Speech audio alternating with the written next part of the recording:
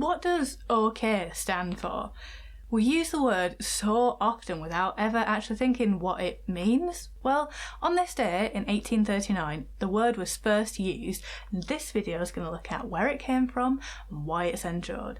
So, some absolute jokers who worked at the Boston Morning Post, they would play around with abbreviations that frankly made no sense. So OW meant alright, for example.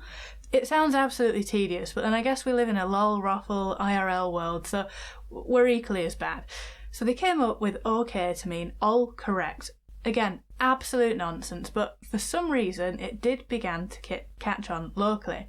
In 1840 there was a presidential election, and the Democratic candidate, Martin Van Buren, had been nicknamed Old Kinderhook. Kinderhook was just the name of his hometown in New York. So a myth spread that he was illiterate and that he would sign all of his documents OK, thinking that it meant all correct. He didn't win the election, William Henry Harrison did, but whether people were copying Van Buren or not, OK began to find its way into common slang.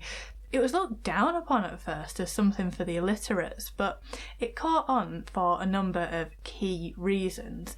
Almost all languages have the O and the K sounds, so it translates really easily. It's short, distinctive, easy to write, it's clear to communicate, and most importantly, it's a neutral answer in the affirmative. For example, if somebody asks you, "Do you want to come to my house?" you can say OK rather than absolutely or I suppose so. It's crazy to think, isn't it, that probably the most used word in the world came from some goofy newspaper editor messing around at work.